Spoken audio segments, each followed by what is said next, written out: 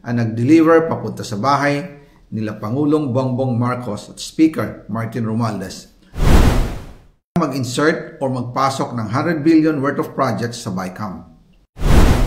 Sana po ay hindi nila ako mapatay bago ko mailabas ang lahat. Ginawa ko lang ang utos sa akin, pero ngayon, handa na akong harapin ang lahat. Ginagamit ng administrasyon ang buong resources ng bansa para tumahimik ako. That he will shoot me if I will talk.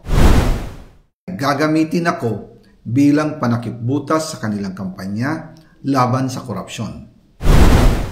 Hindi na ako mananahimik, ilalabas ko ang lahat ng katotohanan. May resibo, may ebidensya, at may pangalan. Para sa bawat Pilipino, alam ko na buo ang galit ninyo sa akin ngayon. Nauunawaan ko rin kung bakit, lalo na at malaki ang halagang nakataya. Pero bago kayo humusga, hayaan ninyong ipaliwanag ko ang buong katotohanan. Matagal akong hindi nagsalita dahil may direktang utos sa akin. Huwag nang bumalik ng Pilipinas at manahimik na lamang. Umalis ako noong July 19, 2025 para sa aking medical check-up.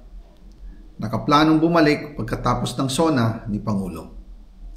Pero habang papauwi na ako, tinawagan ako ni dating Speaker Martin Romualdez at sinabihan, "Stay out of the country.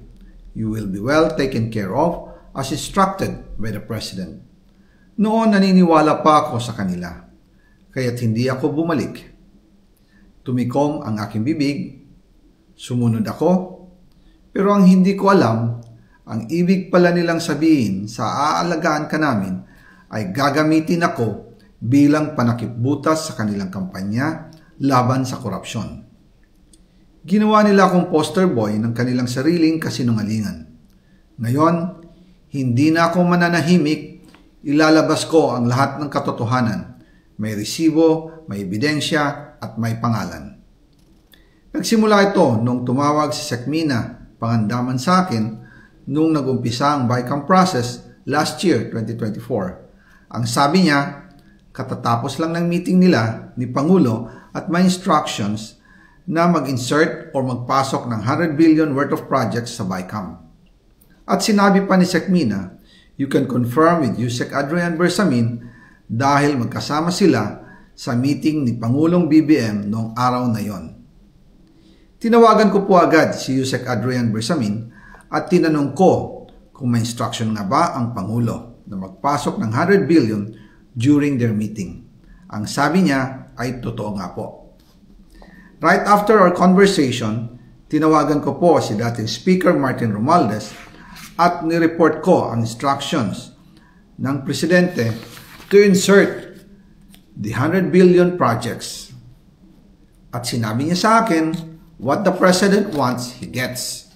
After ng ilang araw, nag-set po ng meeting si Sekmina Pangandaman at Yusek Adrian Bersamin sa amin ni dating Speaker Martin Romualdez sa Aguado Building in front of Gate 4 ng Malacanang at nandun din po si Yusek Jojo Cadiz. During the meeting, binigay po ni Yusek Adrian Bersamin ang listahan na worth 100 billion. Tinanong ko po si Yusek Adrian kung saan galing ang listahan. Ang sagot niya, galing kay PBBM mismo at binigay niya ito mula sa brown leather bag.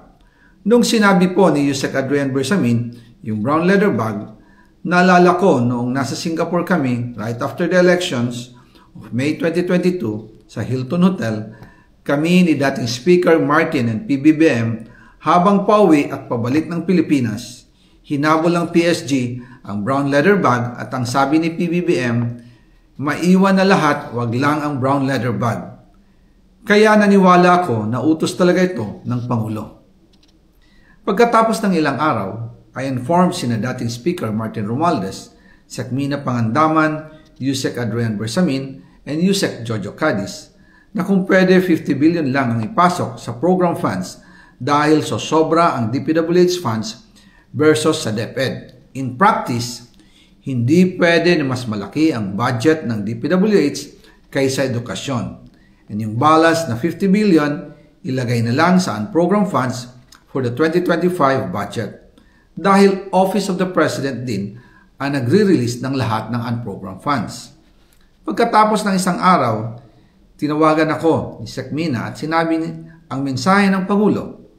Ipasok ninyo yan dahil pinangako na sa akin ni Speaker Martin yan at hindi na pwedeng baguhin. Kumbaga, ang utos ng hari hindi pwedeng mabali. Again, I informed the Speaker and asked clearance about the instructions ng Pangulo. At ang sabi niya, wala tayong magagawa. Kaya po nagtataka ako kung bakit sinasabi ni Pangulo na hindi niya makilala ang budget, samantalang lahat na binawas at dinagdag sa mga ahensya ng gobyerno ay humihingi ng approval sa kanya si Sec Mina Pangandaman.